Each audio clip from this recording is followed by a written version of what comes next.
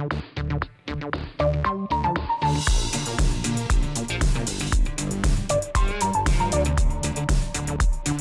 admit it, when I first heard that the flagship feature of the GoPro Hero 7 was stabilization, I was a little underwhelmed.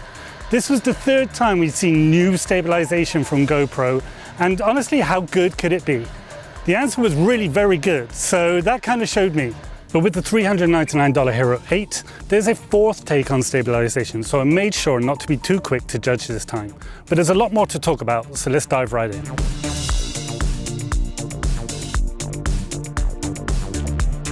For starters, there's a hidden trick right within the camera itself. About every 3 generations, GoPro gives the design of the camera a refresh. With the Hero 8, that change might not be instantly obvious until you do this.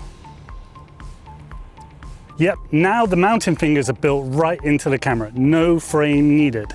This is a game changer. What might seem like a simple, clever cosmetic change at first makes going back to the old cameras really clunky and cumbersome. I will not miss having to pop this thing in and out of a frame just to get at the SD card. And I can also leave it mounted while charging. And best of all, I don't need to remember where I left my damn frame in the first place. If you're worried that these fingers might snap off, they really do feel firmly attached. But this is a GoPro, so no doubt someone is going to do something wild enough to challenge that connection.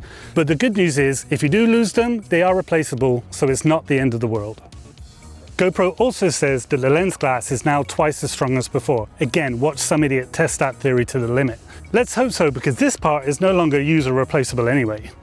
That's kind of a bummer if you use neutral density filters or red filters for underwater shots. GoPro does say that there's a solution in the works, but that's not much help if you already have a collection that you like.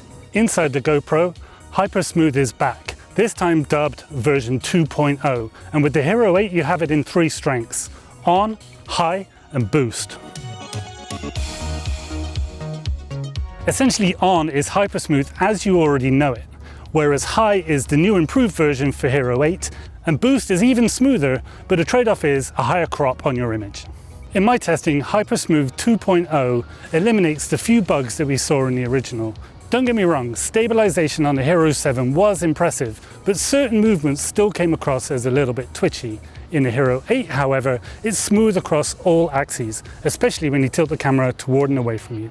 The stabilization on DJI's Osmo Action was surprisingly good too, but compared to the Hero 8, you'll definitely notice certain types of movements that it cannot handle nearly as well. For example, when I pass the camera from one hand to another, or tilt it towards me, the DJI Osmo can wobble a little bit, whereas the Hero 8 tends to stay much smoother.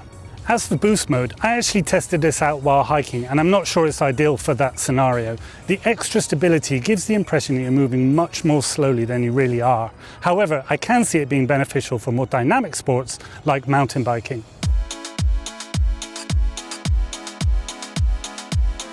Perhaps the best update to Hypersmooth is that it's now available in every single frame rate and aspect ratio, and even in slow motion. This means no more having to decide between the shot that you want or stabilization. And at this point, I'm pretty much leaving it on as standard. If you were a fan of last year's Time Warp feature, then good news, because that's been upgraded to Time Warp 2.0 too. This time around, you no longer need to do the math to work out which speed of time warp you want. The GoPro uses its own internal sensors to do all the hard work for you, and the results do feel more natural. I'll be honest, I rarely used time warp up until now because I used to get pretty mixed results. However, with the Hero 8, I'm getting so many more shareable clips that it's become something of a go-to feature. There's also a little real-time button on the screen this time around, so if there's something you want to give a little more airtime to, or to drop back into normal video for a moment for any reason, you can do that. I've actually had a bunch of fun testing this feature out, and the effect is really quite cool because it ends up looking a little bit like a slow motion shot. But getting the timing right can be tricky, and the button is way too small. It needs to be a lot bigger. But I can definitely see this being a feature that a lot of people get creative with. Another new goodie is Live Burst Photo Mode. Now, if you're familiar with Apple's Live Photo or Android's Motion Photo, you know exactly what to expect here. But basically, the camera starts taking photos a second and a half before and after you press the shutter button. The result is a 3-second video clip or 90 photos for which you can choose the best one from.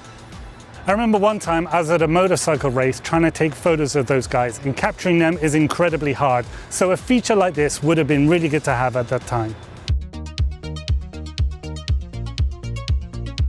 For the most part, those are the new key features, but what we also have is a new UI. And like a lot of other things in this camera, it's actually much more useful than it might first seem. Let me be clear, GoPro has come a long way since the pre-touchscreen cameras, but that doesn't mean that the company is done working on its UI. This time around we have what are called capture presets, which you'll find under the three main modes: time-lapse, video and photo.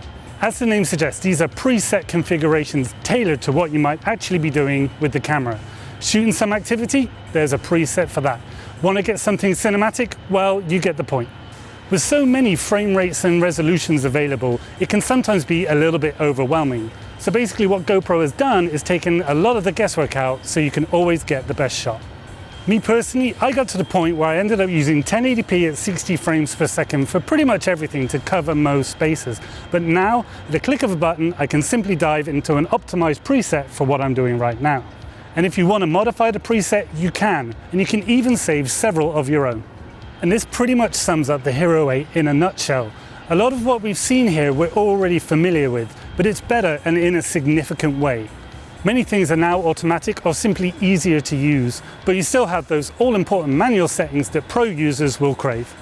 The Hero 8 isn't foolproof, but it's heading in that direction. And the clever new design and intuitive UI make this the friendliest GoPro yet for newbies, yet there's still plenty for advanced users. For me, I'm actually excited about using a GoPro again, and I mean that in a creative way, rather than using the same old modes and settings all the time. And that's more important than ever, now that DJI is providing some much needed competition. As always, hit subscribe and head to engadget.com for the full review.